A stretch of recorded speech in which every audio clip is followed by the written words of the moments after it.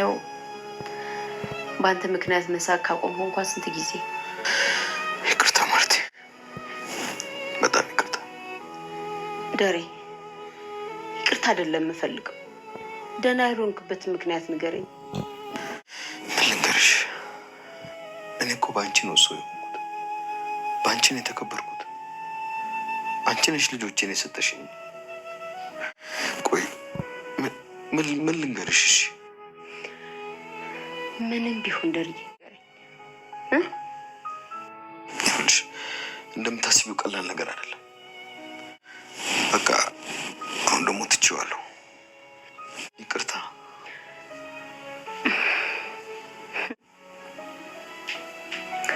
እሺ ደሬ፣ ባለፈው ደግሞ ተኝተህ ሰላም ማሪ ማሪ ሰላም የቱ ጋር? አዎ ደሬ፣ ሰላም ማሪኝ፣ ማርቲ ማሪኝ እያልክ በተደጋጋሚ ይህን ቃል ትናገረው ነበር። ቆይ ምንድን ነው የተፈጠረው? ለምንድን ነው የማትነግረኝ? ደግሞ ሌሊት ለጥናት መነሳቷ ስለማይቀር አሁን ተኝታለች። እሺ በቃ ቶሎ ክፈተቷል።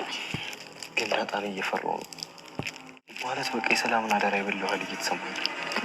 ናታን፣ በእኔና በአንተ መካከል እኮ ምንም ነገር ሊኖር አይገባም። እኔ እናንተ በሚስጥር እንታማለን እንዴ?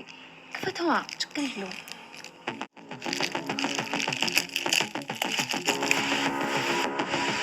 ናታን ለዳጣ ሰላም የሰጠችውን ደብዳቤ ለዳጣ ዛሬ አስረክቧታል። ዳጣም እንግዲህ ሰላም እንደዚህ ደብዳቤ ያስቀምጣልሻለች ሲላት በስስትና በጉጉት ስጠብቀ የነበረችው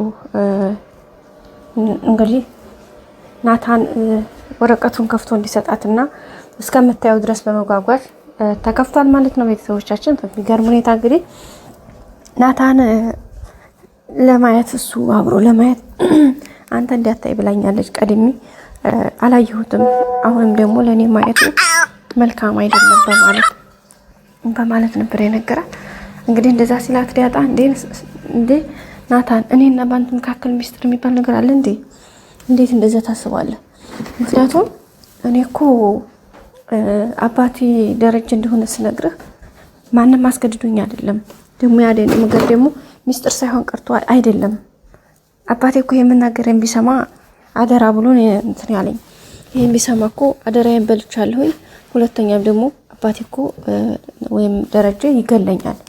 ግን በእኔና ባንተ መካከል ሚስጥር የሚባል ነገር ስለሌለ ለዛ ነው እኮ ናታን የነገርኩ።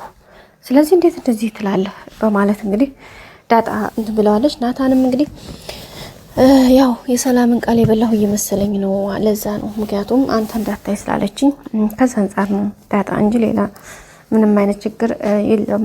እሺ እንዳልሽ ግን እየፈራሁኝ ነው በማለት ደብዳቤውን ከፍተውታል። እንግዲህ ደብዳቤው እንደምታውቁት ሰላም የጻፈችው በጣም ከባድ ነው። እንግዲህ ዳጣ እዚህ ጋር እናቷን የምታውቅበት ነው። እናትነቷን ብቻ ሳይሆን በቃ ሙሉ ታሪኳን ነው እዚህ ጋር የምታውቀው። ስለዚህ ዳጣ ደግሞ እዚህ ጋር በጣም ከባድ ነው፣ ስሜታዊ ነው የምትሆነው። በቃ በጣም ልትጮህ ትችላለች ከሚባለው በላይ በቃ ያልተጠበቁ ነገሮችን ልታሳይ ትችላለች። ምክንያቱም ይሄ የህይወቷ ጥያቄ ነው፣ በጣም ትልቁ የህይወቷ ጥያቄ ነው።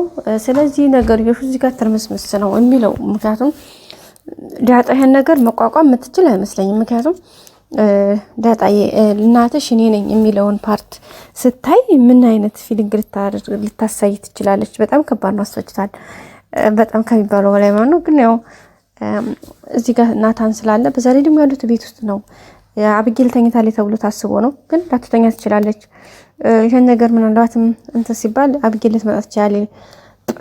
ስለዚህ እነዚህ ልጆች ምንድነው ደብዳቤውን የያዙት ምናምን ብላ ራሱ ቤቱን ልትረብሽ ትችላለች። ከዛም አልፎ ደግሞ ቤተሰቦቿን እናትና አባቷን ልትቀሰቅስ ትችላለች። ናታንና ዳጣ የያዙትን ነገር ለማወቅ ማለት ነው። ግን በእርግጠኝነት አብጌል ልጅ እንደማይገባ ተስፋ አደርጋለሁኝ። ምክንያቱም በፍጹም አይሆንም። ደረጀና ማርታም እንግዲህ ያው ተኝተዋል። ስለዚህ አሁን ከመኝታቸው ላይ መነሳታቸው አይቀርም። እዚህ ጋር ነገርዮሹ ሌላ መስመር መያዙ ሊይዝ ይችላል። እንግዲህ ያው ደረጀ ጭንቀት ውስጥ ስለዋለ እንግዲህ ዳጣ የምትችለውን ያክል ራሷን ፕሮሞት ለማድረግ ወይም ደግሞ ራሷን ተቆጣጥራ ነገሮችን እንትን ለማለት ትሞክራለች ብዬ ተስፋ አድርጋለሁኝ። በጣም ከባድ ጥያቄ ነው ይሄ ነገር ማለት በጣም ከባድ ነው ለዳጣ። እናትሽ እኔ ነኝ የሚለው ነገር ወይም ደግሞ ሰላም በቃ እናቷ መሆኗን ስታውቅ በቃ ምን አይነት ፊሊንግ ታሳይ ትችላለች? እውነት በጣም ከባድ ነው ስሜት ከፍታችኋል የምር ማለት ነው። የ20 ምናምን ዓመት ጥያቄዋ እዚህ ወረቀት ላይ ማግኘት ደግሞ ሰላም የጻፈችው እናቷ መሆኗን ብቻ ሳይሆን እንዴት ተጣለች አሁንም እንዴት እንደሆነች ኢቭን የልጇ እርግዝና አሁን የተረገዘው ልጅ አንቺ ወንድም ነው በቃ እንጃ።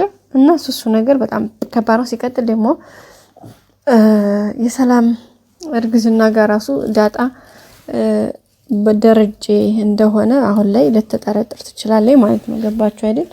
ምክንያቱም አብጌል የጠረጠረችው ነገር እውነት ነው ለካ ማለቱ አይቀርም። ለመሰላችሁ እሷ ከደረጀ ከሆነ የተደል ማለት የእሷ እናቷ ሰላም ከሆነች አሁንም የተረገዘው የእሷ ልጅ የሰላም ልጅ እንግዲህ የአባቷ የደረጀ ልጅ እንደሚሆን መጠርጠሯ ያው እንግዲህ ዳጣ ዛሬ በጣም ትልቅ የህይወቷ ሚስጥር የሚፈታበት ነው። በነገራችን ላይ በዚህ ቪዲዮ ያኔ እዚህ ጋር የሆነ ነገር መሰናክል ይኖራል ወይ የሚመጣ ሰው ይኖርባቸዋል ወይ ደብዳቤውን ሳያነቡት ብቻ የሆነ መሰናክሎች ይኖርና በቀጣይ ፓርት ነው በእርግጠኝነት ትክክለኛነቱን የሚታወቀው።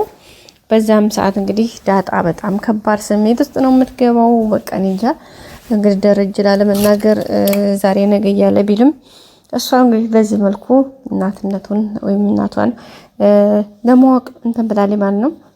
ደረጃው ይሄን ነገር አሁን ላይ ደግሞ ያው የሰላም እንደዛ ብላ ጥያቄ ከጨመረችበት በኋላ በጣም ከባድ ነው ለሱ።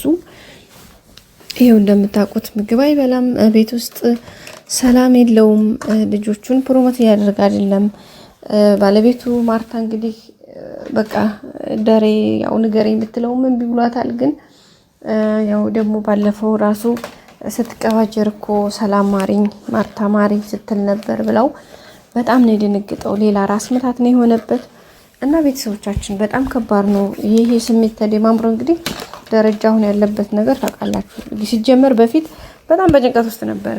የዳጣን ጉዳይ እንዴት ማስተካከል እንዳለበት እንዴት ማድረግ እንዳለበት በጣም እንትን እያለ ነበርና በዛ ምክንያት እንግዲህ በጣም ዲፕሬሽን ውስጥ ነበር የገባው። ያሁኑ ደግሞ ይባስ እንግዲህ በሚገርም ሁኔታ ዳጣ ደግሞ አሁን አንደኛ ሰላም አሁን የልጁ አባት እሱ እንደሆነ ነግራው ይሄው ያለበት ሁኔታ አለ። አሁን ላይ ደግሞ እዚህ ጋር ዳጣ እናቷን ስታቅ በጣም ነው ሂዳ እንትን የምትለው እንዴት አንድ ቤት ተቀምጠን እንዴት እናቴ መሆኗን ለምን አልነገርከኝም የሚለው ነገር በጣም ሌላ ትኩሳት ነው የሚሆንበት። እንግዲህ ያው የሆነው ነገር ሆኖ ነገሮችን ለማስተካከል ነው ደረጀ ዝም ማለት ምንም እንደውም እየዋለ እያደረ ይሄም ደግሞ ሌላ መስመር እየያዘበት ነው እንጂ የሚሄደው እየተስተካከለ አይመጣም። ስለዚህ ማድረግ ያለበት ምንድነው አሁኑ እነዚህ ነገሮችን ማስተካከል አለበት ያለ ውድ በግድ ማለት ነው ጋይስ። ምክንያቱም እንደያችሁት እያንዳንዷ ነገር ውላ ባደረሽ ቁጥር ትልቅ መስዋዕትነት ነው እያስከፈለ ያለው። አሁን ደግሞ የባስ ነው የሚያስከፍለው ማለት ነው ግዴታ። በዚህ መልኩ ነገሮችን ማስተካከል ካልቻለ እዚህ ጋር መፍረጥ ያለበት ነገር ፈርጦ ለሚሆነው ነገር ዋጋ መክፈልም ካለበት መክፈል አለበት እንጂ በዚህ ሁኔታ በጣም ከባድ ነው የሚሆነው። እና እንግዲህ ያው ሰላምንም ውጭልኝ ባይኔ ላይ አልፈልግም። አንድ ቤት እንዴት ድፍረቱን አግኝተሽው ከማርታ ጋር ይሄን ያክል ጊዜ ለመቀመጥ አሰብሽ እንዴት ያለ እንግዲህ ያላት ነበረ። ያው ሰላም እንግዲህ አይ እሱማ እንግዲህ ፈልጌው መጀመሪያ አድርጌው ነበር በኋላ ተሳስቻለሁኝ። ግን ደግሞ ያደረኩት ምክንያት አለኝ። ምክንያቱም ልጄን አውጥታችሁ ሰጣላችሁብኝ 10 ምናምን አመት ጠብቄ ስላልመጣችልኝ በቃ ራሴን ለምን እድሜን ይሄን ያክል ጊዜ እንትን አልኩኝ ለምን ልጄን አልተካም በማለት ነው በማለት እንግዲህ መልሳለታለች። ልጅዎቻችን በቀጣይ በአዲስ ቪዲዮ እስከምንገናኝ ሰብስክራይብ ላይክ አድርጉ ቤተሰቦቼ። ሁሌም አብራችሁ ስለሆናችሁ አመሰግናለሁ። መልካም